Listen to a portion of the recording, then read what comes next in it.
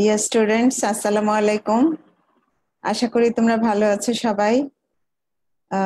আজকে আমরা যদি ক্লাস ফলো করে থাকো, মোটামুটি আমরা নিউনেটোলজির অনেকগুলো টপিক পড়ে ফেলেছি। প্রথমে পড়েছি আমরা পেরিনেটাল অ্যাসফিক্সিয়া, প্রশ্নোত্তর আলোচনা করেছি। তারপরে আমরা পড়েছি low birth weight, preterm low birth weight পড়েছি নিউনেটাল সেপসিস। গুরুত্বপূর্ণ টপিকের মধ্যে একটাই বাকি আছে, সেটা হচ্ছে নিওনেটাল জন্ডিস। আজকে আমি নিওনেটাল জন্ডিস নিয়ে কথা বলবো। আমি একটু শেয়ার স্ক্রিনে যাই।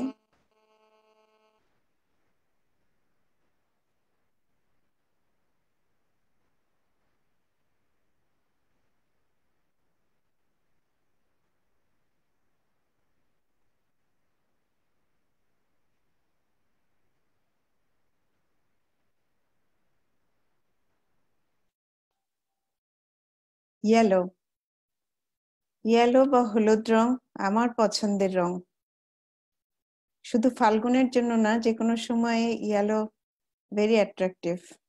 কার্টুনের চরিত্রতেও কিন্তু আমাদের দেখা গেছে যে এই কার্টুনকে আমরা ভালোবাসি, যার পুরো শরীর হলুদ রঙের। হলুদ ফুল তো অসাধারণ, কিন্তু একটা হলুদ আমরা পছন্দ করি না। One yellow we don't like it, that is neonatal jaundice. দেখো, এই ছবিটা দেখে মনে হতে পারে this is an edited photograph, কিন্তু এডিটেড ফটোগ্রাফে বেবিটা হলুদ আর সবকিছু কিন্তু সাদা। অর্থাৎ the baby is severely icteric, and this is a neonate with jaundice. So আমাদের আজকের টপিক হচ্ছে নিওনেটাল জন্ডিস।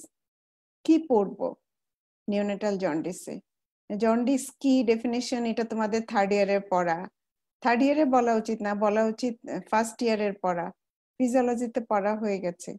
তারপরে আমরা একটু ডেফিনিশনটা শিখে নিব, কারণ একটা রিভিশন হবে, ভাইভা বোর্ডে টিচার আমাদেরকে প্রশ্ন করবেন।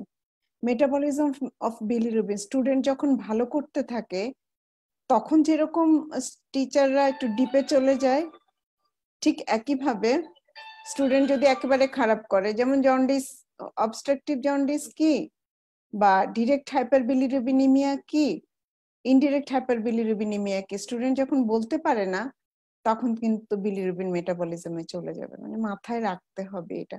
আর বিলিরুবিন মেটাবলিজম না জানলে জন্ডিস বোঝা যাবে না। টাইপস অফ জন্ডিস, কয় ধরনের জন্ডিস আছে, কোনটা ফিজিওলজিক্যাল, কোনটা প্যাথোলজিক্যাল, কোনটা অবস্ট্রাকটিভ, কোনটা নন অবস্ট্রাকটিভ, কোনটা প্রলং না, আমরা একটু পড়বো। আর কি কারণে জন্ডিস হচ্ছে এটা তো জানতেই হবে, এবং ম্যানেজমেন্ট কিভাবে করি, ফিজিওলজিক্যাল জন্ডিস কিভাবে ম্যানেজ করব, প্যাথোলজিক্যাল জন্ডিস কিভাবে ম্যানেজ করব। সো নিওনেটাল জন্ডিস ব্যাপারটা কি? নিওনেটাল জন্ডিস হচ্ছে, this is the yellow colouration of the skin, sclera and mucous membrane. Skin, sclera, mucous membrane হলুদ হয়ে যাবে due to increase in the serum bilirubin level. এখানে কিন্তু ডিরেক্ট ইনডিরেক্ট বলা হয় নাই। So bilirubin level বেড়ে যাবে। In neonate, this becomes clinically evident when serum bilirubin reaches 5 to 6 milligram per deciliter. তাহলে বড়দের ক্ষেত্রে বিলিরুবিন 1, 2 হলেই কিন্তু স্ক্লেরাতে একদম এভিডেন্ট। বড়দের ক্ষেত্রে স্কিনে যেহেতু কেরাটিন লেয়ারটা থিক, স্কিন খুব বেশি ম্যাচিওর, একটু ট্রান্সপারেন্ট নয়, সেজন্য বড়দের ক্ষেত্রে স্কিন অতটা হলুদ বোঝা যায় না, কিন্তু স্ক্লেরা 2 মিলিগ্রাম পার ডেসিলিটার হলেই ইয়েলো হয়ে যাবে। আর বাচ্চাদের হলুদ রংটা ফেসেই বেশি বোঝা যায়, সবচেয়ে বেশি প্রথমে, as because skin of the face is the thinnest skin of the body. So 5-6 হলেই আমরা বেবির চোখ এবং মুখের যে স্কিনটা, skin of the face, we find to be yellow. কত হয় প্রিটার্ম বাচ্চাদের, অনেক, সব বাচ্চাদের প্রিটার্ম 80% বাচ্চাদের, 100টা বেবি যদি প্রিটার্ম ডেলিভারি হয় তার মধ্যে দেখা যাবে যে 80%, 80টা বেবির জন্ডিস আছে। আর টার্ম বেবি যদি 100টা বেবি তোমার কাছে আসে, তার মধ্যে 50টা বেবির জন্ডিস পাওয়া যাবে। এই যে এখানে 100টা বেবির কথা বললাম, তার মানে 100টা বেবির মধ্যে 50টা বেবি, এই 200টা বেবির মধ্যে 100টা বেবির জন্ডিস হবে। 200টা বেবির মধ্যে যে 100টা বেবির জন্ডিস হবে, সেই 100টার মধ্যে 5 থেকে 8% ফটোথেরাপি লাগতে পারে। অর্থাৎ যদি এখানে যদি বলি শতকরা যতজন জন্ডিস আছে তার 5 to 8% ফটোথেরাপি লাগতে পারে। বিলিরুবিন মেটাবলিজমটা খুব ভালো করে মাথায় রাখতে হবে। আমি জানি তোমাদের আছে ওই যে হিমোগ্লোবিনটা ভেঙে গিয়ে হিম এবং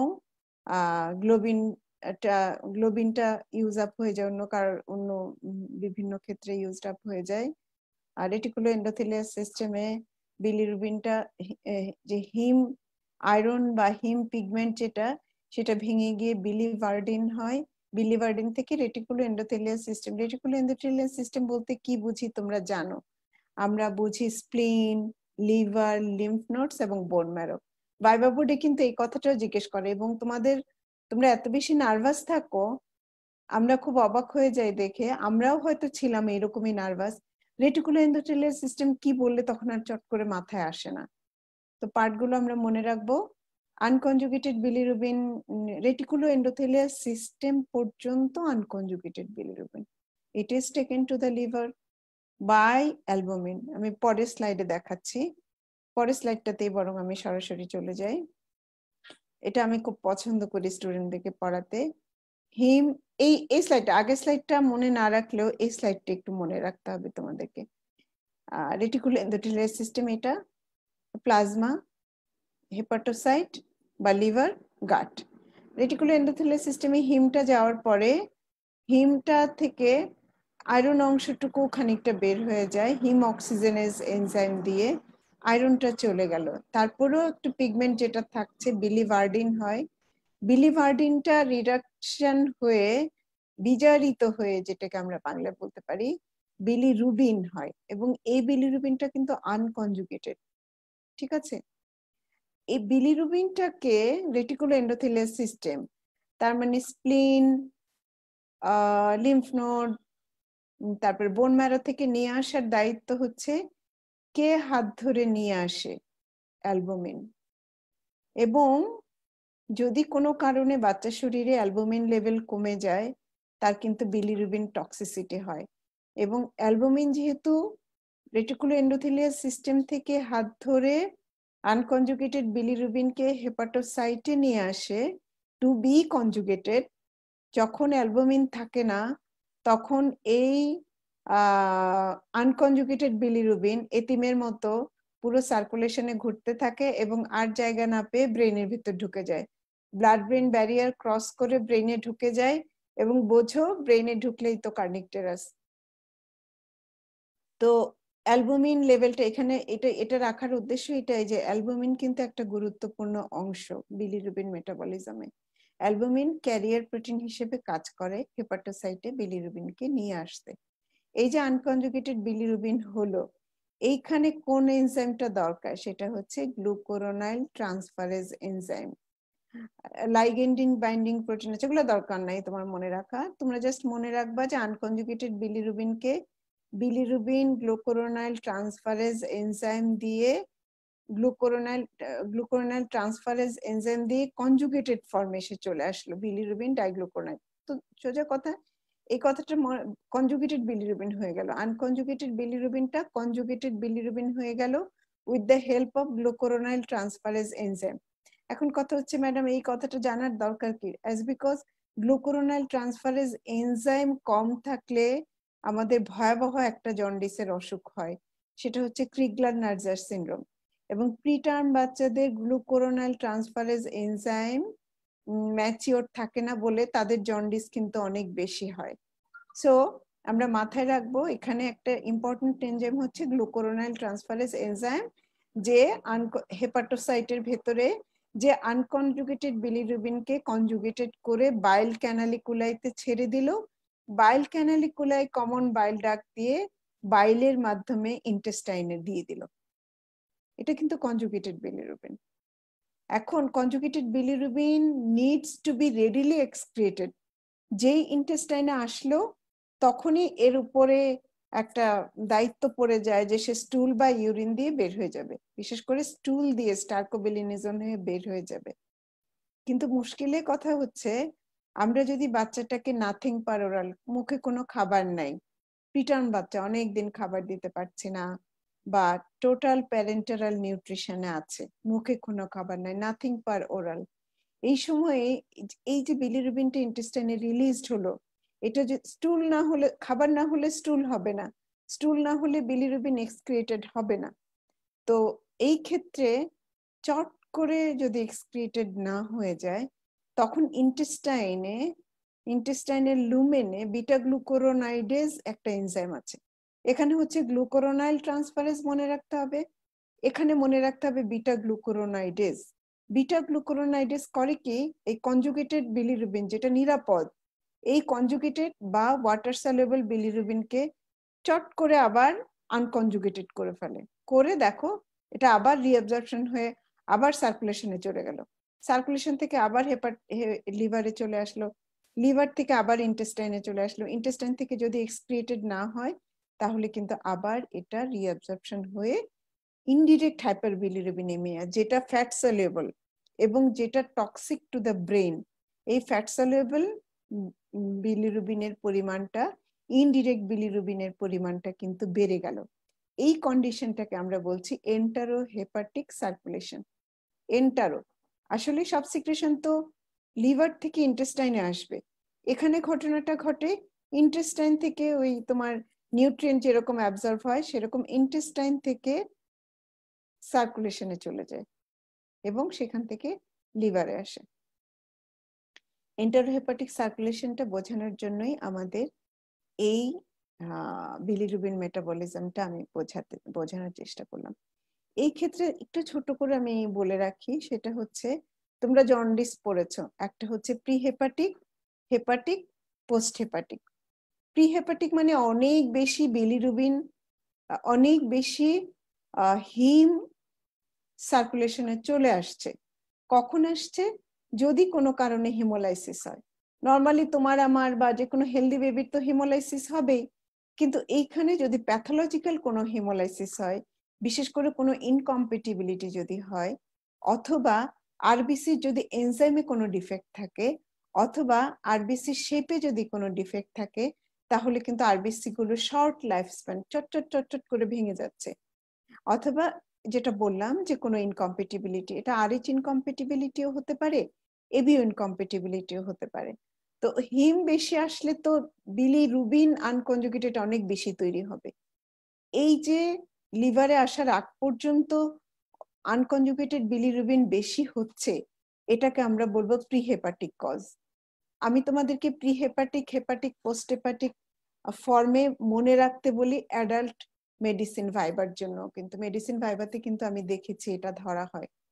আচ্ছা, তাহলে আমরা প্রি হেপাটিক কজ জানলাম। প্রি হেপাটিক কজ হচ্ছে due to excess hemolysis. Hemolysis may be due to Rh or ABO incompatibility, may be due to enzyme defect like glucose 6-phosphate dehydrogenase deficiency or pyruvate kinase deficiency, may be the defect in the shape like hereditary spherocytosis. এসব হলে ভাঙবে বেশি, বেশি বেশি bilirubin চলে আসবে unconjugated ফর্মে লিভারে। এটা প্রিহেপাটিক গেল। হেপাটিক কি হতে পারে? হেপাটিক হতে পারে গ্লুকুরোনাইল ট্রান্সফারেজ এনজাইমটাই নাই, কম। ক্রিগলার-নার্জার সিনড্রোম বলে একটা সিনড্রোম আছে, একেবারে ভয়াবহ অবস্থা, বাচ্চা মানে 2-2.5 মাসও বাঁচে না, এত বেশি জন্ডিস হয়। অথবা লিভার ইটসেলফ ডিজিজড, হেপাটাইটিস। কখন হেপাটাইটিস হতে পারে? টর্চ ইনফেকশনে। আমি জানি তোমরা টর্চ ইনফেকশন মানে কি জানো, টক্সোপ্লাজমা, আদার্সটা পরে বলি, রুবেলা, সাইটোমেগালোভাইরাস, হারপিস সিমপ্লেক্স। আদার্সের মধ্যে হেপাটাইটিস বি আছে, এইডস আছে, আরো আরো অনেক অনেক আরো অনেক ভাইরাল কতগুলো ইলনেস আছে, ইভেন টিবিও আছে। তো তাহলে টর্চ ইনফেকশন হলে liver itself getting hepatitis, suffering from hepatitis. লিভারে যখন হেপাটাইটিস হবে তখন তো স্বভাবতই হেপাটোসাইটস গুলো সিক, এবং সেখানে বিলিরুবিন আপটেক হবে না। যতটুকু আপটেক হয়ে কনজুগেটেড হবে অতটুকু বাইল ক্যানালিকুলাই দিয়ে সিক্রেটেড হতে পারবে না। কেন পারবে না? কারণ ইডিমা হয়ে বাইল ক্যানালিকুলাই গুলো কম্প্রেসড হয়ে থাকছে, এক্সক্রিশন হচ্ছে না। তাইলে যদি হেপাটাইটিস হয়, তোমরা জানো বড়দের ক্ষেত্রে আমরা ভাইরাল হেপাটাইটিস যখন বলি, হেপাটাইটিস এ, হেপাটাইটিস বি তে কিন্তু হেপাটাইটিস ই তে লিভার তো এনলার্জ টেন্ডার হয় এবং সেখানে mainly unconjugated hyperbilirubinaemia and to some extent there is conjugated hyperbilirubinemia. কেন হলো? কারণ কনজুগেটেড বিলিরুবিনটা বাইল ক্যানালিকুলাই দিয়ে এক্সক্রিটেড হতে পারছে না। তাহলে আমরা হেপাটিক কজটা জানলাম, mostly enzyme mostly viral hepatitis অথবা যে কোনো ধরনের হেপাটাইটিস, আর হচ্ছে due to some enzyme defect like glucuronyl transferase enzyme. আচ্ছা, এখন কথা হচ্ছে পোস্ট হেপাটিক তাহলে কি?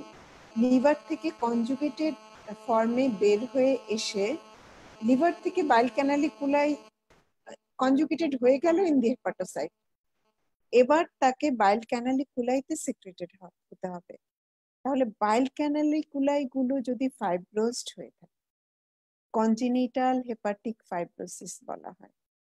কনজেনিটাল ইন্ট্রাহেপাটিক বিলিয়ারি অ্যাট্রেসিয়া মানে লিভারের ভিতরে যে ছোট ছোট বাইল ক্যানালিকুলাই গুলো আছে সেগুলো অ্যাট্রেটিক, কোনো ক্যানেলি তৈরি হয় নাই।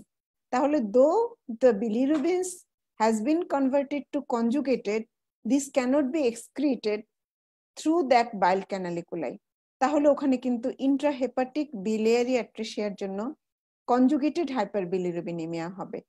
এবার ইন্ট্রাহেপাটিক কোনো মতে বের হলো, তোমার গল ব্লাডারে আসলো কিছুটা বাইল বিলিরুবিন, কিন্তু কমন বাইল ডাক্ট অ্যাট্রেটিক হয়ে গেল, কমন বাইল ডাক্ট অ্যাট্রেসিয়া, তাহলেও কিন্তু এক্সক্রিটেড হতে পারবে না। এই যে দুইটা কজের কথা বললাম, intrahepatic biliary atresia, extrahepatic biliary atresia, এইসব ক্ষেত্রে কিন্তু পোস্ট হেপাটিক জন্ডিস হবে। তাহলে আমরা বিলিরুবিন মেটাবলিজমও যেরকম পড়ে ফেললাম, তেমনি পড়ে ফেললাম what are the causes of jaundice. আরো একটু পড়বো আমরা এখানে, ওই যে আবারও সেই ছবিটাই, যেটা হচ্ছে গ্লুকুরোনাইল বিটা গ্লুকুরোনাইডেজ এনজাইমের ডেফিসিয়েন্সির কারণে যে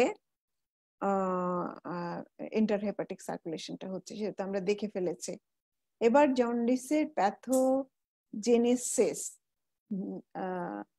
on the basis of pathogenesis of bilirubin production and excretion, bilirubin metabolism-এর প্রোডাকশনের উপরে নির্ভর করে আমরা জন্ডিসকে দুইটা ভাগে ভাগ করতে পারি। একটা হচ্ছে ফিজিওলজিক্যাল জন্ডিস, একটা হচ্ছে প্যাথোলজিক্যাল জন্ডিস। প্যাথোলজিক্যাল জন্ডিস মানে either it will appear within 24 hours of age, within 24 hours, or it will persist longer than 14 days. Hemolytic disease of newborn 24 ঘন্টার মধ্যেই কিন্তু হবে, তোমরা জানো। RH incompatibility, ABO incompatibility, এটা জানো তোমরা। আবার ওই যে পাইরুভেট কাইনেজ ডেফিসিয়েন্সি বললাম, G6PD ডেফিসিয়েন্সি বললাম, হেরিডিটারি স্ফেরোসাইটোসিস বললাম। ইনফেকশন কিন্তু আমরা পড়ে ফেলেছি, টর্চ ইনফেকশন। মেটাবলিক কোনো ডিসঅর্ডার যেমন গ্যালাক্টোসেমিয়া আছে, আরো কতগুলো ডিসঅর্ডার আছে যেখানে বিলিরুবিন মেটাবলিজমটা হ্যাম্পার্ড হয়, লিভার ইটসেলফ গেটস এফেক্টেড। আর তো পোস্ট হেপাটিক বলে ফেলেছি, যেখানে হচ্ছে অবস্ট্রাকশনের কারণে ইন্ট্রাহেপাটিকও হতে পারে, এক্সট্রা হেপাটিকও হতে পারে। এখন ফিজিওলজিক্যাল জন্ডিস, ভাইবা বোর্ডে কিন্তু খুব ফিজিওলজিক্যাল জন্ডিসের ফটোথেরাপি দেয়া হচ্ছে। আমি একটা ছবি তোমাদেরকে দেখাবো, আমরা ভাইবা বোর্ডে কিন্তু এই ছবিটা দিয়ে স্টুডেন্টদেরকে বলি কি হয়েছে বলো, তারপরে পরে বলছে ওখানে যাচ্ছি। তো clinical jaundice appears after 2 to 3 days। Actually আমাকে যদি বলো, আমরা কিন্তু বাচ্চাদেরকে দেখি যে জাস্ট 36-40 ঘন্টা হতে হতেই 36 to within immediately after 36th or 40th hour the baby starts being yellow, হলুদ হতে শুরু করে। টোটাল বিলিরুবিনটা 5 মিলিগ্রাম পার ডেসিলিটারে কম বাড়বে। আজকে যদি আমি টেস্ট করে পাই 6, আগামীকালকে 11-র বেশি পাবো না। কিন্তু on the contrary pathological jaundice কিন্তু আজকে যদি তুমি 6 পাও, আগামীকালকে 16 পাওয়ার সমূহ সম্ভাবনা। আচ্ছা, বিলিরুবিনের পিক যদি হয় ফিজিওলজিক্যাল জন্ডিসে সবচাইতে সর্বোচ্চ মাত্রায় কখন আসবে? আসবে 3 to 5 days of age। এবং একটা কথা বলে রাখি, do remember physiological jaundice neonate যারা preterm neonate 37 weeks born at less than 37 weeks of gestation, ওদের appearance of bilirubin occurs late and disappearance also occurs late। প্রিটার্মদের জন্ডিস আসবে দেরি করে, যাবে দেরি করে, এবং হাইয়েস্ট পিকটা বেশি। বলতে পারো কেন ম্যাডাম প্রিটার্মে কেন দেরি করে আসে কেন? প্রিটার্মের যে কনজুগেটেড ফর্মে আসার বা রেটিকুলার এন্ডোথেলিয়াল সিস্টেমও যে বিলিরুবিন হিম দিয়ে ভেঙে আনকনজুগেটেড বিলিরুবিন ফর্মে আনবে, সেটাতেও তার সময় লাগে। এবং এর গ্লুকোরোনাল ট্রান্সফারেজ এনজাইম ইম্যাচিওর, সুতরাং ওর ডিসঅ্যাপিয়ারেন্স হতেও সময় লাগবে। এবং অ্যাজ বিকজ এর আমি ধরেই নিয়েছি যে এর জন্ডিস বেশি হবে, এই জন্য এর 15 মিলিগ্রাম পার ডেসিলিটারের বেশি হতে সাধারণত কম থাকে ফিজিওলজিক্যাল হলে, আর প্যাথোলজিক্যাল হলে 15 মিলিগ্রামের বেশি হয়ে যেতে পারে। কিন্তু টার্ম বাচ্চাদের ক্ষেত্রে আমরা এই জন্ডিস আসলে তেমন মানে দ্রুত আসবে, দ্রুত চলে যাবে এবং তেমন বেশি হাই হবে না। এই জন্য এদের ক্ষেত্রে বলা হয় 12 মিলিগ্রাম পার ডেসিলিটার ফিজিওলজিক্যাল হলে পিক দেখা যায়। কখনো কখনো আমরা 15 মিলিগ্রাম পার ডেসিলিটারও বলে থাকি। এই বেবিদের as because there is no haemolysis, তোমরা জানো হিমোলাইসিসের একটা ফিচার হচ্ছে প্যালোর, একটা ফিচার হচ্ছে অর্গানোমেগালি। প্লিজ ডু রিমেম্বার, ভাইবা বোর্ডে এটা জিজ্ঞেস করা হয়, what are the features of haemolysis? তখন বলতে হবে যে দ্য বেবি উইল বি পেল and there will be organomegaly। কিন্তু এই ক্ষেত্রে as because physiological jaundice আসবে না, organomegalyও হবে না, প্যালোরও আসবে না। বেবি দেখা যাবে খাওয়া দাওয়া করছে ঠিকঠাক, স্টুলের রং as because it is not obstructive, স্টুলের রং ইয়েলোই থাকবে। অবস্ট্রাকটিভ জন্ডিসে স্টুলের রং সাদা থাকবে। এবং উইদিন 2 উইকস বাচ্চা দেখা যায় যে জন্ডিসটা ফ্রি হয়ে যায়। 2 সপ্তাহ না, 7 দিন 10 দিনেও টার্ম বাচ্চা জন্ডিস নিজে নিজেই ভালো হয়ে যায়। বেশিরভাগ ক্ষেত্রে 95% ক্ষেত্রে ভালো হয়ে যায়, 5% ক্ষেত্রে ফটোথেরাপি লাগে। আর প্রিটার্ম বাচ্চাদের ক্ষেত্রে কখনো কখনো 3 থেকে 4 সপ্তাহ সময় লাগতে পারে। এখন কথা হচ্ছে ফিজিওলজিক্যাল জন্ডিসটা কি? আমি চেম্বারে তো প্রতিদিন 3-4টা বাচ্চা ফিজিওলজিক্যাল জন্ডিসের পাই, এসে বলবে ম্যাডাম এত জন্ডিস। তখন আমি সহজ বাংলায় বলি যে এই জন্ডিসটা হচ্ছে রক্ত বিশুদ্ধকরণের জন্ডিস, রক্ত বিশুদ্ধকরণের প্রক্রিয়া। কেন হলো? কারণ একটা নিওনেটের, তোমার আমার বা আমরা একটা অ্যাডাল্ট, আমাদের হিমোগ্লোবিন লেভেল হয়তো সর্বোচ্চ 13-14, কিন্তু এই বেবিদের নিওনেটের হিমোগ্লোবিন লেভেল অ্যাজ বিকজ এদের অক্সিজেন ক্যারিং ক্যাপাসিটি বেশি দরকার, 16-20 অহরহই 18 সারাক্ষণ সবসময় আমরা পাচ্ছি। এবং এই যে হাই হিমোগ্লোবিন কন্টেইনিং যে আরবিসি গুলো, এই হিমোগ্লোবিন কিন্তু ফিটাল হিমোগ্লোবিন, এবং ফিটাল হিমোগ্লোবিন দরকার ইন্ট্রাইউটেরাইন লাইফে। এক্সট্রা ইউটেরাইন লাইফে হিমোগ্লোবিন, এই ফিটাল হিমোগ্লোবিনে কোনো দরকার নাই। তাহলে nature has decided to destroy this RBCs.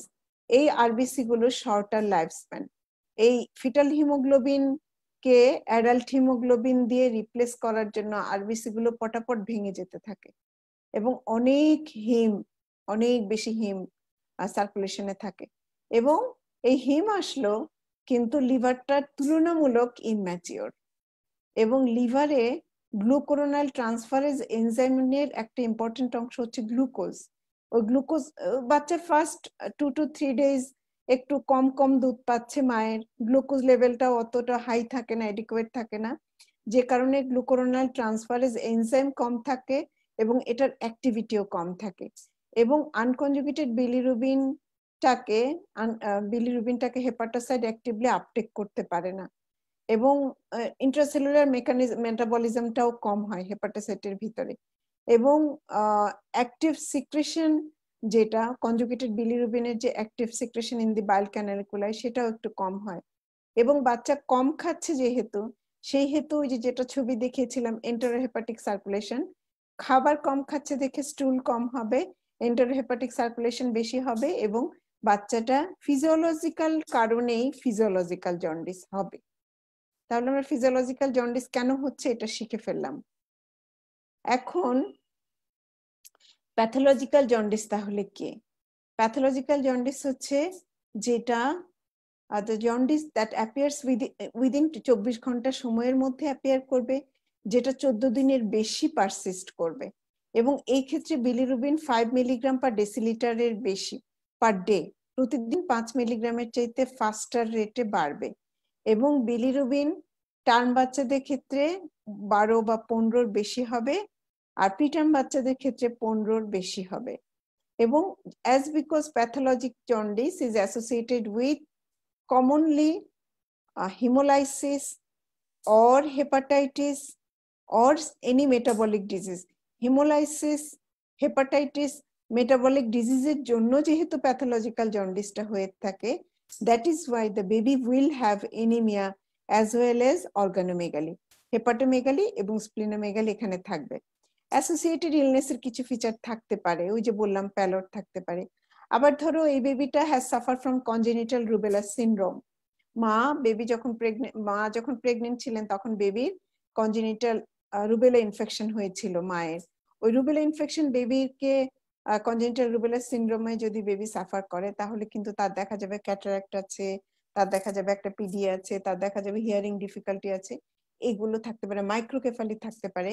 তাহলে প্যাথোলজিক্যাল জন্ডিসের সাথে আদার অ্যাসোসিয়েটেড ইলনেসেস থাকতে পারে এবং ডিরেক্ট বিলিরুবিন লেভেল কখনো কখনো মোর দেন 2 মিলিগ্রাম পার ডেসিলিটার থাকবে।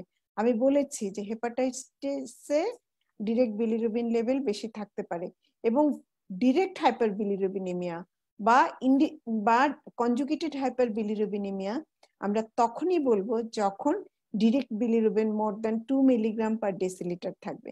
লেস দেন 2 মিলিগ্রাম পার ডেসিলিটারের নিচে থাকলে কিন্তু আমরা তাকে কনজুগেটেড হাইপারবিলিরুবিনিমিয়া বলবো না। এখন এটা হচ্ছে এমসিকিউ প্রশ্ন, একেবারে মাথার ভিতরে প্রিন্ট করে ফেলতে হবে। Jaundice within first 24 hours of age, সেখানে হয়তো দিয়ে দিল আরএইচ ইনকম্পিটিবিলিটি, দিয়ে দিল কনজেনিটাল হাইপোথাইরয়েডিজম, দিয়ে দিল ফিজিওলজিক্যাল জন্ডিস, দিয়ে দিল ইন্ট্রাউটেরিন ইনফেকশন, দিয়ে দিল ব্রেস্ট মিল্ক জন্ডিস। এই কয়টা তোমাকে খুব ভালো করে মুখস্থ রাখতে হবে। তৃতীয় দিন থেকে 10 দিনের মধ্যে সাধারণত জন্ডিস গুলো হয়, এই কথাটা একটু মনে রাখবা। আমরা তো বলেছি ফিজিওলজিক্যাল জন্ডিস, কিন্তু অহরহ আমরা ফিজিওলজিক্যাল জন্ডিসের বাচ্চাদেরকেও ফটোথেরাপি দিই। কখন দিই? যখন এই বেবিগুলোর সাথে ফিজিওলজিক্যাল জন্ডিসটা অ্যাগ্রাভেটেড হয়ে যায় বা এক্সাজারেটেড হয়ে যায়। কিছু ওষুধ যদি মা ওয়ারফেরিন গ্রুপের যদি কোনো ওষুধ খেয়ে থাকেন, জন্ডিস কিন্তু বাবুটার বেশি বেড়ে যাবে। বাবুর যদি হাইপক্সেমিয়া হয়ে থাকে, তো আমাদের মনে আছে আমরা পড়েছিলাম যে পেরিনেটাল অ্যাসফিক্সিয়াতে অর্গানগুলো হাইপক্সেমিক ড্যামেজে সাফার করে। সো লিভারও দেখা যায় যে হেপাটোসাইট ইনজুরি হয় এবং হেপাটোসাইট ইনজুরি হলে বিলিরুবিন মেটাবলিজমটা হ্যাম্পার্ড হয়। So hypoxia is a risk factor for exaggeration of physiological jaundice. Hypothermia, metabolism কমে যাবে, ফিজিওলজিক্যাল জন্ডিসটা বেশি হয়ে যাবে। অ্যাসিডোটিক কন্ডিশনে বিলিরুবিন যে অ্যালবুমিনের সাথে বাইন্ড করে সেটা বাইন্ড করতে পারে না। যে মেটাবলিজমে পড়িয়েছি আমি তোমাদেরকে, হাইপো অ্যালবুমিনেমিয়া, মেটাবলিজমে পড়িয়েছিলাম যে অ্যালবুমিন বিলিরুবিনকে বাইন্ড করে হাত ধরে নিয়ে চলে আসে।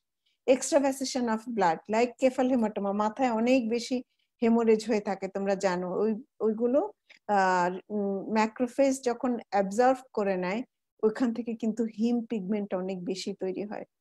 আচ্ছা, ব্রেস্ট মিল্ক জন্ডিস একটু বলে দেই। ফিজিওলজিক্যাল জন্ডিস কেন অ্যাগ্রাভেটেড হচ্ছে, এটা এমসিকিউ প্রশ্ন আসতে পারে। ব্রেস্ট মিল্ক জন্ডিস তোমাদের জানার জন্য এটা, সেটা হচ্ছে বাচ্চা যদি এক্সক্লুসিভলি ব্রেস্ট ফেড থাকে তাহলে দেখা যায় 5 দিন 6 দিনের দিন জন্ডিস অ্যাপিয়ার করে, আর 10-15 দিনের দিন অনেক বেশি থাকে, 1.5 মাস 2 মাস 3 মাস ধরে একটু একটু একটু একটু হলুদ রং এটা থাকে। ব্রেস্ট মিল্ক জন্ডিসের একটা উপাদান গ্লুকুরোনাল ট্রান্সফারেজ এনজাইমকে কিছুটা ইনহিবিট করে দেয়। তো এইটা আমরা কিন্তু ইভেন ব্রেস্ট মিল্ক জন্ডিস নিয়েও যদি বাচ্চা আমার কাছে আসে, আমি কিন্তু ফুল ফর্মে লিখি না, বিকজ আমরা যদি ব্রেস্ট মিল্ক জন্ডিস সামান্য 2-1টা ক্ষেত্রে বাচ্চাদের হয় এবং হলে পরে this is not any harmful jaundice for the baby. তো এটা আমরা ডায়াগনোসিস করি যখন, তখন কিন্তু আমরা প্রেসক্রিপশনে লিখি না ফুল ফর্মটা, আমি তো বিএম জন্ডিস লিখে দেই, সো দ্যাট বাবা মা না বুঝে যে মার দুধের কারণে এই জন্ডিসটা হচ্ছে, মার দুধকে তখন ব্লেম করা হবে বা মাকে ব্লেম করা হবে। তো এইটা হচ্ছে একটু ইনহিবিশন অফ গ্লুকুরোনাল ট্রান্সফারেজ এনজাইম, এবং এটা নন হার্মফুল, এবং এটা নিজে নিজে ভালো হয়ে যাবে 2-3 মাস বয়সের মধ্যে। এটা তোমরা একটু ব্রেস্ট মিল্ক জন্ডিসটা মাথায় রেখো, এক্সক্লুসিভলি ব্রেস্ট ফিড বাচ্চাদেরই এটা হয়। ইনফেকশনের কারণে হতে পারে ইউটিআই, সেপ্টিসেমিয়া। সেপ্টিসেমিয়া হলে আমরা জানি যে হেপাটাইটিসও হয়, এবং তখন কিন্তু বাচ্চাটার জন্ডিস বেশি হতে পারে। গ্যালাক্টোসেমিয়াতে বলেছিলাম যে 3 থেকে 4 দিনের দিন, 5 দিনের দিন বা 15 দিনের দিন জন্ডিস হবে। কনজেনিটাল হাইপোথাইরয়েডিজমে কিন্তু তোমরা জানো, কনজেনিটাল হাইপোথাইরয়েডিজমের একটা ক্লিনিক্যাল ফিচার হচ্ছে প্রলং হাইপারবিলিরুবিনেমিয়া মোর দেন 14 ডেজ। এই ক্ষেত্রে বলে রাখি একটা ইম্পর্টেন্ট কথা, তোমরা হাইপোথাইরয়েডিজম পড়ো, কিন্তু ভাইবা বোর্ডে যদি কনজেনিটাল হাইপোথাইরয়েডিজম আমরা ছবি দেখাই বা একটা ডাটা দেখাই থাইরয়েড ফাংশন টেস্টের, তোমরা বলতে পারো ম্যাডাম এটা একটা কনজেনিটাল হাইপোথাইরয়েডিজমের বা হাইপোথাইরয়েডিজমের ডাটা। তখন যদি জিজ্ঞেস করি what are the features of congenital hypothyroidism, তোমরা কিন্তু বলতে পারো না। কনজেনিটাল অ্যাকোয়ার্ড হাইপোথাইরয়েডিজম না, শুধু কনজেনিটাল হাইপোথাইরয়েডিজমটাও প্লিজ খুব ভালো করে মনোযোগ দিয়ে মুখস্থ করে রাখতে হবে। এটা এমসিকিউ প্রশ্ন, আমি কিন্তু এমসিকিউ প্রশ্ন বলে দিচ্ছি। আজকে আমি আলাদা করে এমসিকিউ প্রশ্ন লিখতে পারি নাই, সময়ের জন্য অনেক প্রেশার ছিল কাজের। জন্ডিস উইদিন 24 আওয়ার একটা এমসিকিউ প্রশ্ন, জন্ডিস ফ্রম 3 to 10 days বা ডে 3, জন্ডিস অন ডে 3 একটা প্রশ্ন এমসিকিউ, এবং প্রলং আনকনজুগেটেড হাইপারবিলিরুবিনেমিয়া এখান থেকে একটা এমসিকিউ প্রশ্ন আসবে, প্রলং কনজুগেটেড হাইপারবিলিরুবিনেমিয়া আরেকটা প্রশ্ন আসবে এমসিকিউ। তাহলে জন্ডিস থেকে এমসিকিউ প্রশ্ন আসবেই। তাহলে একটা হচ্ছে উইদিন 24 আওয়ার কোনটা অ্যাপিয়ার করে, at 72 আওয়ার্স কোনটা অ্যাপিয়ার করে, প্রলং কনজুগেটেড হাইপারবিলিরুবিনেমিয়া কোনটা, কজ কি, প্রলং আনকনজুগেটেড হাইপারবিলিরুবিনেমিয়ার কজ কি, একদম ঠোঁটস্থ মুখস্থ রাখতে হবে। অবস্ট্রাকটিভ জন্ডিস আমরা কিন্তু পড়ে ফেলেছি, আমরা যখন কজ এসে দেখেছি, আমরা যখন মেটাবলিজমটা পড়েছি তখন আমাদের পড়া হয়ে গেছে যে আমরা জানি অবস্ট্রাকটিভ জন্ডিসে অবস্ট্রাকশন হতে পারে। কোথায় হতে পারে অবস্ট্রাকশনটা? এটা কমন বাইল ডাক্টে অ্যাট্রেসিয়া হতে পারে, হতে পারে ইন্ট্রাহেপাটিক বিলিয়ারি অ্যাট্রেসিয়া, হতে পারে অ্যাম্পুল অফ ভ্যাটার বা যে কোনো জায়গায় কোনো obstruction to the flow of বাইল। এবং সৌভাগ্যক্রমে এই জন্ডিসটা কিন্তু ওয়াটার সলেবল, তার মানে it can be excreted in urine, এবং ইউরিন এক্ষেত্রে স্টুলটা হবে পেইল, কারণ বাইল পিগমেন্ট স্টুলে যাচ্ছে না, স্টুল পেইল হবে। অন দি কন্ট্রারি ইউরিন হবে ডার্ক ইয়েলো ডিউ টু ইউরোবেলিনোজেন। এবং অবস্ট্রাকটিভ জন্ডিসে রিস্ক অফ কার্নিকটেরাস হয় না। তাহলে তো বলতে পারো ম্যাডাম কার্নিকটেরাস যদি নাই হয়, যদি বাচ্চার ব্রেন ড্যামেজ নাই হয়, তাহলে অবস্ট্রাকটিভ জন্ডিসের চিকিৎসার কি দরকার আছে?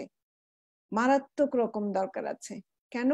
কারণ হচ্ছে এই obstructive jaundice specially due to intrahepatic biliary atresia, intrahepatic bile canaliculi গুলো যদি ঠিকঠাক ডেভেলপ না করে, এই কনজুগেটেড বিলিরুবিন লিভারকে মারাত্মক ড্যামেজ করে দেয়, এবং হেপাটিক ফেইলিওর হয় বাচ্চাদের, কনস্ট্যান্টলি হেপাটোসাইট গুলো ড্যামেজ হতে থাকে এবং বাচ্চাটা হেপাটিক ফেইলিওরে ডেভেলপ করে।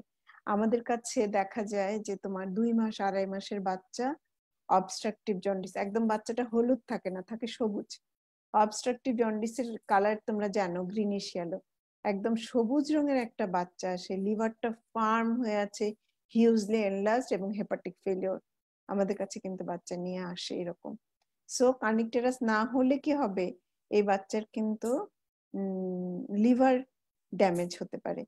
কজ গুলো হচ্ছে biliary atresia, extrahepatic, intrahepatic biliary atresia, hepatitis, এবং these are the causes of prolonged conjugated hyperbilirubinemia. Please এটা মনে রেখো। এটা হচ্ছে একেবারে ছোট করে আমি অন্য একটা পাওয়ার পয়েন্ট থেকে কেটে নিয়েছে। নিউনাটাল জন্ডিস কখন হবে? First 24 hour. এই স্লাইডটাও এতক্ষণ পর্যন্ত আমরা যা পড়ে আসলাম এইটুকু মনে রাখাটা জরুরি। ফার্স্ট 24 আওয়ার কি হবে? সেকেন্ড ডে থেকে থার্ড উইক না, সেকেন্ড ডে থেকে সেকেন্ড উইক বলা উচিত। সেকেন্ড ডে থেকে up to the end of second week physiological breast milk jaundice, polycythaemia, cephalhaematoma, Crigler Najjar syndrome আমি বলেছি, যেখানে গ্লুকুরোনাইল ট্রান্সফারেজ এনজাইমটা ঠিক থাকে না, একদম কম থাকে বা থাকেই না, এবং কোনো লো গ্রেড একটা হিমোলাইসিস হচ্ছে। একটা ছোট্ট ওই যে কেল, লুই, ডাফি, কিডস, এগুলো তোমরা জানো, সব ছোট ছোট ইনকম্প্যাটিবিলিটির জন্য লো গ্রেড একটা হিমোলাইসিস থাকতে থাকে। আর appearance of jaundice after third week না, বলা উচিত আফটার সেকেন্ড উইক, মানে 14 ডেজ এর পরে। Breast milk jaundice, hypothyroidism, pyloric stenosis, cholestasis, এই চারটাও কিন্তু মনে রাখতে পারো। এখন নিউনাটাল জন্ডিসের ম্যানেজমেন্ট ভাইবা বোর্ডে যেটা আমরা জিজ্ঞেস করি, কি করে তুমি ম্যানেজ করবা, তোমার কাছে জন্ডিস নিয়ে আসলো। তো প্রথম কথা হচ্ছে আমাদেরকে হিস্ট্রি নিতে হবে। ম্যানেজমেন্টে তোমরা জানো হিস্ট্রি, এক্সামিনেশন, ইনভেস্টিগেশন, ট্রিটমেন্ট। এখন হিস্ট্রিতে কি নিব আমরা? মায়ের হিস্ট্রি নিতে হবে, পরিবারের অন্যান্য সদস্যদের হিস্ট্রি নিতে হবে। মায়ের হিস্ট্রি কি নিব? মায়ের সবচেয়ে গুরুত্বপূর্ণ হিস্ট্রি হচ্ছে, মা আপনার রক্তের গ্রুপ কি? আমাদের দেশে এমনও অনেক মা আমাদের কাছে আসে, এটা তার গ্র্যাভিটা 5th, 6th, 7th, মা কোনোদিন ডাক্তারের কাছে যায় নাই, এখনো এরকম আসে। রক্তের গ্রুপ টেস্ট করার তো প্রশ্নই আসে না। তাহলে মার রক্তের গ্রুপটা না জানা থাকলেও রক্তের গ্রুপটা মা জানেন কিনা, ডকুমেন্টেড কিনা, আমরা এটা একটু জিজ্ঞেস করব।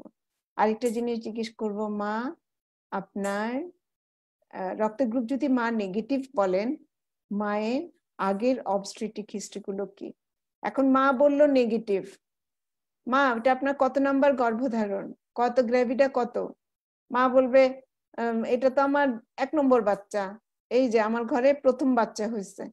তখন আমি খুশিতে অস্থির, মা নেগেটিভ, ফার্স্ট বাচ্চা, সুতরাং RH ইনকম্প্যাটিবিলিটি না, এটা কিন্তু ভাবা যাবে না। মাকে জিজ্ঞেস করতে হবে আপনি কোনো বাচ্চাকে অ্যাবর্শন হয়েছে, একটোপিক প্রেগন্যান্সি হয়েছে কিনা কখনো, মায়ের কোনো ব্লাড ট্রান্সফিউশনের ইতিহাস আছে কিনা। মায়ের একবার যদি মিসম্যাচ ব্লাড ট্রান্সফিউশন হয়ে থাকে, সেটাও কিন্তু একটা রিস্ক ফ্যাক্টর RH ইনকম্প্যাটিবিলিটির জন্য। তাহলে মা আর এটা কত নাম্বার প্রেগন্যান্সি জানতে হবে, এবং আগের প্রেগন্যান্সি গুলো কিভাবে টার্মিনেটেড হয়েছে সেটা জানতে হবে, মায়ের রক্তের গ্রুপটা জানতে হবে। আরেকটি ইম্পর্টেন্ট ইতিহাস জানতে হবে মার কাছ থেকে, সেটা হচ্ছে মা প্রেগন্যান্সিতে কোনো রকম ভয়ানক জ্বর এবং র্যাশ মায়ের হয়েছিল কিনা। মায়ের যদি র্যাশ হয়ে থাকে তাহলে বুঝতে হবে কনজেনিটাল টর্চ ইনফেকশন। ফ্যামিলি মেম্বারদের ইতিহাস একটু দরকার। G6PD তোমরা জানো, এক্স লিঙ্কড রিসেসিভ। মামার যদি হয়ে থাকে তাহলে বাচ্চার হবে। তাহলে পরিবারে আর কারো এরকম জন্ডিস হয়েছিল কিনা আমরা একটু জিজ্ঞেস করতে পারি। আর ওর কোনো ভাই বোনরা কেমন আছে, কারণ RH এবং AB ইনকম্প্যাটিবিলিটি জানো, ভাই বোনের ইতিহাস থাকতে পারে জন্ডিসের। এখন আমরা মায়ের হিস্ট্রি জানলাম, বেবির হিস্ট্রিটা একটু জানা দরকার। বেবি কিভাবে ডেলিভারি হলো? বাচ্চা যদি সিজারিয়ান সেকশনে ডেলিভারি হয়, তার কিন্তু ব্রেন ক্র্যানিয়াল ইনজুরি, যেটা স্কাল্প ইনজুরি, কেফাল হেমাটোমা হবার সম্ভাবনাটা কম। এক্ষেত্রে ওই যে ব্রুইজিং এর কারণে বা কেফাল হেমাটোমার কারণে যে এক্সেসিভ বিলিরুবিন প্রোডাকশন, সেটা কম হতে পারে। এবং বেবির ক্ষেত্রে আরেকটা প্রশ্ন আমরা করব, যে বেবির জন্ডিসটা মাকে বলবো, মা তো আমার কাছে 3 দিনের দিন নিয়ে আসছে বা 2 দিনের দিন, দেখেন আপা আমার বাচ্চা জন্ডিস। তো 2 দিন শেষ হবে, ডে 3-তে তো বাচ্চা, আমি বলেছি 36 ঘন্টা পার হলে হলুদ আসতেই পারে। কিন্তু আমাদের কাছে ইম্পর্টেন্ট প্রশ্ন হচ্ছে, জন্ডিসটা আপনি কখন প্রথম দেখেছেন? অনেক মাই এসে আমাদের কাছে বলে, বিশেষ করে RH/AB ইনকম্প্যাটিবিলিটিতে এসে বলে, ম্যাডাম বাচ্চা তো জন্মাইছেই হলুদ, মানে RH ইনকম্প্যাটিবিলিটি। তখন আমরা শিওর হয়ে যাই। তাহলে বেবির অ্যাপিয়ারেন্স অফ জন্ডিসটা কেমন, এবং বেবির খাবার দাবারটা কেমন, কারণ ফিডিং প্যাটার্নটা ভালো থাকলে ধরে নিতে পারি যে বেবিটা হেলদি এবং কার্নিকটেরাস নেই। আর ফিডিং প্যাটার্নটা ভালো না, তাহলে যে কোনো কিছু হতে পারে, কার্নিকটেরাস হতে পারে, সেপ্টিসেমিয়া হতে পারে, কনজেনিটাল হাইপোথাইরয়েডিজম হতে পারে, মেটাবলিক ডিসঅর্ডার হতে পারে, যে কোনো কিছু হতে পারে। আর কয়েকটা জিনিস আমরা একটু এক্সামিনেশন করব। একটা হচ্ছে জন্ডিসের এক্সটেন্টটা কতখানি। এক্সটেন্ট অফ জন্ডিস আমি পরের স্লাইডে দেখাচ্ছি। এখানে বলবো ফিচার অফ হিমোলাইসিস, আমরা কিন্তু শিখে ফেলেছি। ফিচার অফ হিমোলাইসিস হচ্ছে বেবি পিঙ্ক থাকবে না, বেবি হবে পেল এবং বেবির অর্গানোমেগালি থাকবে। ফিচার্স অফ কার্নিকটেরাস থাকবে। কার্নিকটেরাস মানে কি? Deposition of bilirubin in the basal ganglia cells and damage of the basal ganglia cells by unconjugated bilirubin. এই ক্ষেত্রে কিন্তু বাচ্চাটা শক্ত টনিক হয়ে থাকে, শক্ত হয়ে থাকে, ক্যাঁ ক্যাঁ করে একটা হাই পিচড ক্রাই হতে থাকে, কনভালশন হতে থাকে, বাচ্চাটা একদম টনিক হয়ে পিছনে বেঁকে যেতে থাকে। কার্নিকটেরাস আছে কিনা আমরা এটা দেখবো এবং এক্সামিন করব অন্য কোনো সিস্টেমে অ্যাবনর্মালিটি আছে কিনা। যেমন বলেছি যে কনজেনিটাল রুবেলার সিনড্রোম হলে প্যাটার্ন ডাক্টাস আর্টেরিওসাস থাকতে পারে, মাইক্রোকেফালি থাকতে পারে, হিয়ারিং ডিফিকাল্টি থাকতে পারে। এই এক্সামিনেশন করার সময় আমরা এই জিনিসগুলো লক্ষ্য করব। এখন কথা হচ্ছে এক্সটেন্ট অফ জন্ডিস ব্যাপারটা কি? এক্সটেন্ট অফ জন্ডিস ব্যাপারটা হচ্ছে হেড টু টো ডিস্ট্রিবিউশন হবে জন্ডিসের, অর্থাৎ thinnest part of the body, যে স্কিন যেখানে থিনেস্ট সেখানে কম বিলিরুবিন হলে দেখা যাবে। তারপরে আরেকটু থিক স্কিন হচ্ছে চেস্ট এন্ড অ্যাবডোমেন, আরেকটু থিক স্কিন হচ্ছে লেগ, থিকেস্ট স্কিন হচ্ছে পাম এন্ড সোল। অর্থাৎ বিলিরুবিন যখন ফেসে আসবে তখন বুঝতে হবে দিস ইজ অ্যাটলিস্ট 5, 5-এর কম না। আমরা জেনেছি যে 5 হলে ফেসে দেখা যাবে। যদি চেস্ট এন্ড অ্যাবডোমেনে আসে তাহলে অ্যাটলিস্ট 10, যদি লেগে আসে পায়ে তার মানে বিলিরুবিনের মাত্রা একটু বেশি। পা হলুদ দেখা যাচ্ছে তার মানে বিলিরুবিন বেশি। কত বেশি? অ্যাটলিস্ট 15। পাম এন্ড সোলও হলুদ দেখা যাচ্ছে, থিকেস্ট পার্ট অফ দ্য স্কিনে হলুদ দেখা যাচ্ছে, তার মানে বিলিরুবিন 20 কম পক্ষে। 20 না হয় এটা 30ও হতে পারে, এটা 40ও হতে পারে, 46ও হতে পারে। আমরা কিন্তু এই 46-40 বিলিরুবিন অহরহ চিকিৎসা করছি, এক্সচেঞ্জ ট্রান্সফিউশন করছি।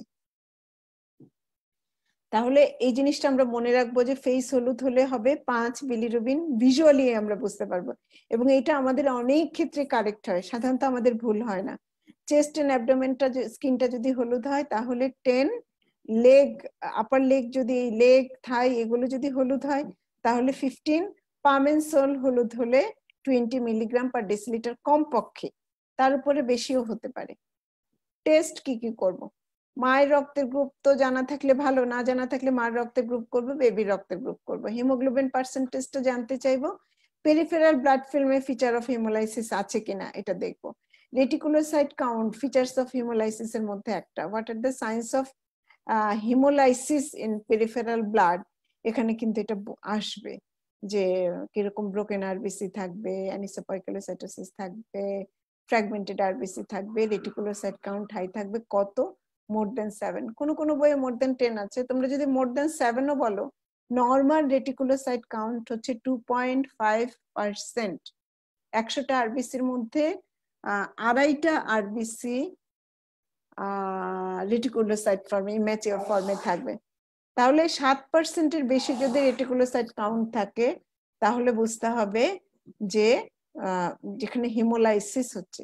কোমস টেস্ট যদি করি তাহলে দেখা যায় যে direct Coombs test, baby direct Coombs test positive আসতে পারে। তবে অদ্ভুত ব্যাপার হচ্ছে কি জানো, আমি কিন্তু একটাও কোমস টেস্ট পজিটিভ পাই না। এত এবিও এত আরএইচ ইনকম্প্যাটিবিলিটি ম্যানেজ করেছি, একটাও কিন্তু আমি পাই নাই আসলে। সিরাম বিলিরুবিন, হয়তো আমাদের টেকনিকে কোনো সমস্যা ছিল। সিরাম বিলিরুবিনটা তো টোটাল বিলিরুবিনটা দেখবই, কনজুগেটেড কতটুকু আনকনজুগেটেড কতটুকু জানা দরকার। যদি বাচ্চাকে সেপটিক মনে করি তাহলে আমি সেপটিক স্ক্রিনিং করব। যদি বাচ্চাকে টর্চ স্ক্রিনিং আছে মনে করি তাহলে টর্চ ইনফেকশন চিন্তা করি তাহলে টর্চ স্ক্রিনিং করব।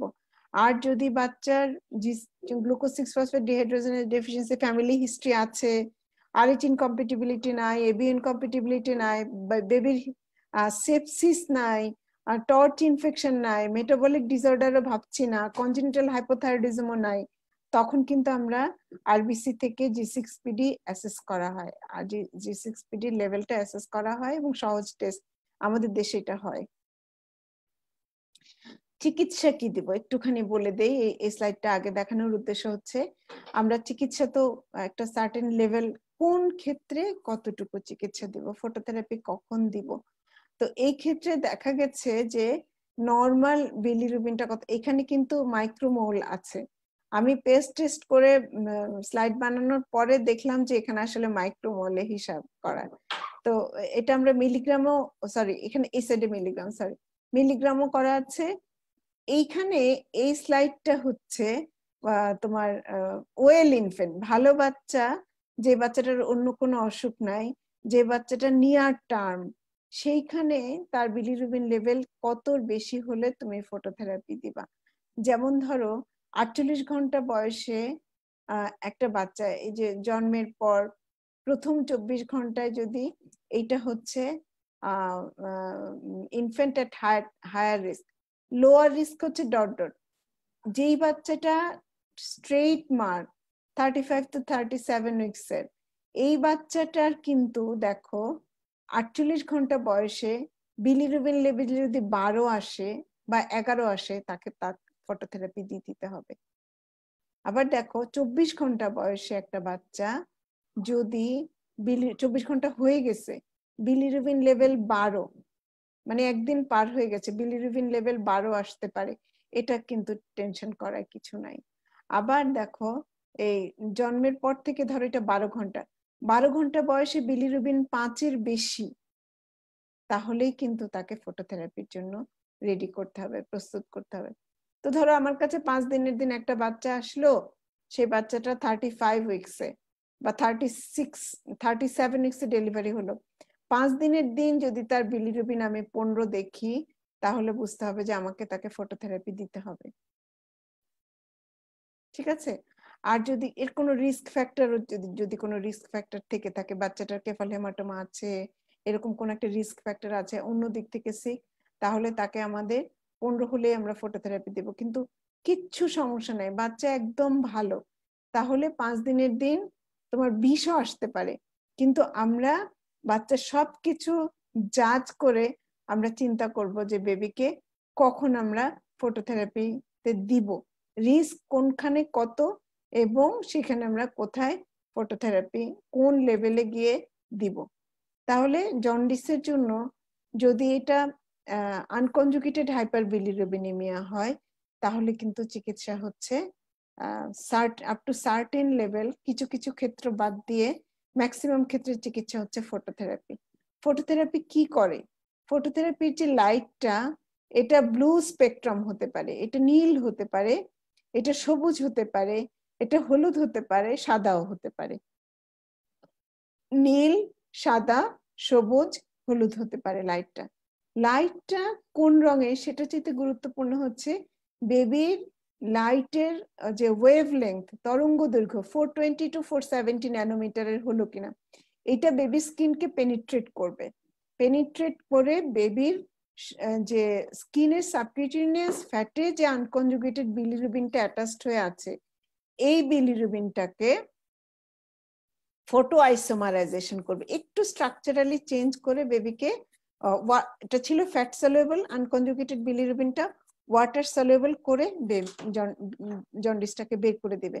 মোট কথা ফটোথেরাপির যেই মেশিন 420 to 470 ন্যানোমিটার ওয়েভ লেংথের লাইট তৈরি করবে, সেই মেশিনে সেই লাইট স্কিনকে পেনিট্রেট করে fat soluble, fat binding, fat bound unconjugated বিলিরুবিনকে স্ট্রাকচারালি চেঞ্জ করে ওয়াটার সলিউবল বানিয়ে দিবে, এবং ওয়াটার সলিউবল সেই বিলিরুবিনটা ইউরিনের সাথে বের হয়ে যাবে। তাহলে আমরা এই যখন ফটোথেরাপি দিব, তখন কিন্তু আমরা খেয়াল রাখবো আমরা বেবিটার চোখটা ঢেকে দিচ্ছে কিনা, বেবিটা টোটালি ভালো করে ঢাকা আছে কিনা, সরি এক্সপোজড আছে কিনা, বেবিটাকে আমরা খোলামেলা করেছি কিনা, বেবির টেম্পারেচারটা মেনটেন হলো কিনা, এবং বেবির নিউট্রিশন হাইড্রেশন মেনটেন হলো কিনা, এই জিনিসগুলো, protection of eyes, protection of gonad, তোমরা জানো লাইট পড়লে ছেলেদের ক্ষেত্রে টেস্টিসে ড্যামেজ হতে পারে, গোনাডাল সেল ড্যামেজ হতে পারে, এজন্য আমরা চোখ ঢেকে দিব, গোনাড ঢেকে দিব। ফিমেলদের ক্ষেত্রে গোনাড মানে গোনাড তো অনেক ডিপ স্ট্রাকচার, সুতরাং ঢাকার দরকার নাই, না ঢাকলেও চলবে। টেম্পারেচার মেনটেন করার ব্যবস্থা করব, হাইড্রেশন মেনটেন করার ব্যবস্থা করব এবং নিউট্রিশন করব। সো ভাইভা বোর্ডে এই প্রশ্নটা করা হয়, ফটোথেরাপি দেওয়ার আগে কি করবা তুমি? চোখ ঢাকবো, এগুলো আমরা বলে ফেলবো। এটা আমার এনআইসিউর ছবি। দেখো আমরা বেবিটাকে কিন্তু এইখানে বেবির হাতে ক্যানুলা, ওই পাশের খুব সম্ভবত এখানে আমরা একটা মনিটর রেখেছি বাবুর টেম্পারেচারটা ঠিকঠাক মতো মনিটর করার চেষ্টা করি। এইখানে বেবির চোখটা ঢেকেছি আমরা। বেবির কিন্তু আইভি ফ্লুইড চলছে এখানে সেন্সর আছে যেখানে ভাইটাল সাইন গুলো দেখা হয়। টেম্পারেচার মনিটর করা হচ্ছে, heart rate, vital sign monitor করা হচ্ছে, আইভি ফ্লুইড দিচ্ছি, চোখ ঢাকা আছে। এবং দেখো এই মেশিনটা কিন্তু একটা নিউয়ার মডালিটির মেশিন। এখানে কিছু লাইট আছে হলুদ, কিছু লাইট আছে নীল, এবং নিচের এটাতেও কিন্তু লাইট আছে। এটা একটা ডাবল ফটোথেরাপি মেশিন, বাচ্চার জন্ডিস খুব দ্রুত রিডিউস করতে হেল্প করে। এবং সৌভাগ্যক্রমে তোমাদেরকে আমি এইখানে, এটা আমি আসলে খেয়াল করি নাই তোলার সময়, এখানে কিন্তু আরেকটা ফটোথেরাপি মেশিন চলছে, যে মেশিনটা ইনকিউবেটরের উপরে। এটা একটা ইনকিউবেটর, আর তার ভিতরে একটা তার উপরে একটা ফটোথেরাপি মেশিন, ওইটা সিঙ্গেল এইরকম শুধু। আর এটা ডাবল ফটোথেরাপি, ডাবল সারফেস, নিচের সারফেসেও দেওয়া যাচ্ছে লাইট লাগছে, উপরের সারফেসেও লাইটটা লাগছে, তাহলে এটা ডাবল সারফেস ফটোথেরাপি। এই যে এরকম করে ব্যান্ড দিয়ে এরকম মনিটর, টেম্পারেচার প্রব লাগিয়ে দেখবো কি কমপ্লিকেশন হতে পারে ফটোথেরাপি, এগুলো তোমরা জানো। টেম্পারেচার মেনটেনেন্স নাও হতে পারে, র্যাশ হয়ে যেতে পারে, হাগুটা গ্রিন লুজ হতে পারে, ডিহাইড্রেটেড হয়ে যেতে পারে, বাচ্চা অনেক সময় খুব বিরক্ত হয়ে যায়। আর যদি কনজুগেটেড হাইপারবিলিরুবিনেমিয়াতে আমরা ফটোথেরাপি দেই, তাহলে কিন্তু বেবি ব্রোঞ্জ হয়ে যেতে পারে, ব্রোঞ্জ কালারে, ব্রোঞ্জ বেবি সিনড্রোম হতে পারে। কনজুগেটেড হাইপারবিলিরুবিনেমিয়া হলে আমরা ফটোথেরাপি দিব না, শুধু আনকনজুগেটেড হাইপারবিলিরুবিনেমিয়া হলে দিব। এইখানে নিওনেটাল জন্ডিসে আরেকটা প্রশ্ন করা হয়, হিমোলাইটিক ডিজিজ অফ নিউবর্ন বা আরএইচ ইনকম্প্যাটিবিলিটি। প্যাথোজেনেসিসটা তোমরা জানো, মানে ফার্স্ট ইয়ারে পড়েছো, তারপরে হচ্ছে পরেও পড়েছো তোমরা, যে আরএইচ ইনকম্প্যাটিবিলিটি মানে মা যদি নেগেটিভ হন, বেবি যদি পজিটিভ হয়ে থাকে, ফার্স্ট বেবির ক্ষেত্রে মার শরীর থেকে, মা যেহেতু নেগেটিভ, মার শরীর থেকে মার আরবিসি, মার যে সারফেসে কোনো অ্যান্টিজেন নাই, কিন্তু মার প্লাজমাতে অ্যান্টিবডি আছে। এই যে মার যে সারফেসে বাচ্চার যে ব্লাডে বাচ্চা যেহেতু পজিটিভ, বাচ্চার আরবিসি সারফেসে অ্যান্টিজেন আছে, এই অ্যান্টিজেনটা ডেলিভারির সময়, ফার্স্ট বেবি ডেলিভারির সময় মায়ের সার্কুলেশনে ঢুকে যায়, মার শরীরে অ্যান্টিবডি তৈরি হয়ে থাকে, এবং সেকেন্ড বেবি যদি পজিটিভ হয়, সেই অ্যান্টিবডিটা বেবির প্লাসেন্টা ক্রস করে এসে বেবিকে হিমোলাইসিস করে দেয়। এগুলো হচ্ছে হাইড্রপস ফিটালিস, মানে পুরো এত হিমোলাইসিস হয়েছে যে বেবির কোনো অর্গান তৈরিই হয় নাই বলতে গেলে, এবং বেবি স্টিল বর্ন। 24 ঘন্টার মধ্যে জন্ডিস হবে, এনিমিয়া থাকবে, ম্যাসিভ অর্গানোমেগালি থাকবে। সময় মতো যদি আমাদের কাছে না আসে, ধরো ডে 1-2 যদি না আসে, তাহলে এই বাচ্চাটা কিন্তু কার্নিকটেরাস নিয়ে আসবে আমাদের কাছে। টেস্ট কি করব আমরা অলরেডি আলোচনা করে ফেলেছি, যে গ্রুপ করব, রেটিকুলোসাইট কাউন্টটা দেখবো, 7% বেশি থাকবে, কুমস টেস্ট করব, বিলিরুবিন লেভেলটা দেখবো। ট্রিটমেন্ট কি? ট্রিটমেন্ট হচ্ছে আমরা যদি জেনে যাই যে মাটা এটা সেকেন্ড প্রেগনেন্সি, ফার্স্ট প্রেগনেন্সিটা পজিটিভ বেবি ছিল, তখন কিন্তু আমরা চেষ্টা করি অ্যান্টিবডি টাইটারটা চেক করতে। মায়ের অ্যান্টিবডি টাইটার যদি হাই থাকে, তাহলে কখনো কখনো আমরা নিয়ার টার্ম হলে ডেলিভারি করে ফেলি। আর যদি টার্ম অবস্থায় আমাদের কাছে আসে, তাহলে তাড়াতাড়ি ভর্তি করে ফটোথেরাপি শুরু করে দেই। কারণ এক্সচেঞ্জ ট্রান্সফিউশনের জন্য ব্লাড আনতে সাধারণত ও নেগেটিভ ব্লাড দিয়ে আমরা এক্সচেঞ্জ ট্রান্সফিউশন করি। ও নেগেটিভ ব্লাড কিন্তু পাওয়া কঠিন, একেবারে টিভিতে অ্যাড দিতে হয়। তো ওই ব্লাড জোগাড় করতে করতে ইন দ্য মেইন টাইম আমরা বাচ্চাটাকে ফটোথেরাপি দিতে থাকি এবং এক্সচেঞ্জ ট্রান্সফিউশনের জন্য প্রিপেয়ার করতে থাকি। কখন এক্সচেঞ্জ ট্রান্সফিউশন করবো? বিলিরুবিন যদি অনেক হাই থাকে, অনেক বেশি, মানে বাচ্চার বিলিরুবিন লেভেল প্রতিদিন, হিমোগ্লোবিন কমে গেছে ডিউ টু হিমোলাইসিস, এবং বিলিরুবিন অনেক বেশি বেড়ে গেছে, তখন বা ফিচার অফ কার্নিক টেরাস আছে তখন আমরা এক্সচেঞ্জ ট্রান্সফিউশন করব। সাধারণত ডাবল ভলিউম করি কখন কি গ্রুপে, পরে তোমরা একটু দেখে নিও কোন ক্ষেত্রে RH ইনকম্প্যাটিবিলিটি কি গ্রুপ কি ব্লাড গ্রুপ ইউজ করব, ABO ইনকম্প্যাটিবিলিটিতে কি ব্লাড গ্রুপ ইউজ করব। এক্সচেঞ্জ ট্রান্সফিউশনটা এটা করি আম্বিলিকাল কর্ডের মাধ্যমে বাবুর শরীর থেকে ব্লাড টেনে ফেলে দেই, আর বাবু এই যে এই অ্যারোটা দেখো, বাবুর শরীর থেকে বিলিরুবিন যুক্ত the blood should be discarded with high bilirubin and donor blood, যেটা ফ্রেশ ব্লাড, একজন সুস্থ ডোনারের ব্লাড আমরা বাবুটার শরীরে দিয়ে দেই থ্রু আম্বিলিকাল ভেইন। ভাইবা বোর্ডে এটা জিজ্ঞেস করা হয় যে কোন রুট দিয়ে তুমি এক্সচেঞ্জ ট্রান্সফিউশন করবা, তখন কিন্তু আম্বিলিকাল ভেইন বলতে হবে। এটা আমাদের ইউনিটের একটা এক্সচেঞ্জ ট্রান্সফিউশন দেখো এখানে, এটা হচ্ছে আম্বিলিকাল ক্যাথেটার। আম্বিলিকাল ক্যাথেটার দিয়ে আমরা বাচ্চাটাকে আম্বিলিকাল ক্যাথেটার ঢুকিয়েছি, একটা ছবি আছে, এই যে আম্বিলিকাল ভেইনের ভিতরে এই আম্বিলিকাল ক্যাথেটারটা ঢুকানো হচ্ছে, এবং এটা হচ্ছে বেবির আম্বিলিকাল ক্যাথেটার। এইখানে আমরা কানেক্ট করে এই এই এই যে প্রক্সিমাল যেটা মানে বেবির আম্বিলিকাল ক্যাথেটারের কাছাকাছি যে পাইপটা, এটা দিয়ে আমরা ডোনারের ব্লাডটা বাবুর শরীরে ঢোকাই, আর দূরের যে পাইপটা এটা দিয়ে আমরা বেবির শরীর থেকে টানা রক্তটা বের করে দেই, দূষিত রক্তটা আর কি, মানে যেটাতে বেশি জন্ডিস, এরকম করে জন্ডিস টানি আর বের করে দেই আর কি। এই হচ্ছে প্রসিডিউর, আমরা টানছি সিরিঞ্জে, হয়তো বেবির ব্লাডটা টানছি, এটা আবার এদিক দিয়ে বের করে দিব, আবার ডোনারের ব্লাড টেনে বেবির শরীরে ঢোকায় দেবো এক্সচেঞ্জ ট্রান্সফিউশন। তোমাকে ভাইবা বোর্ডে জিজ্ঞেস করা হবে যে how will you prevent RH incompatibility.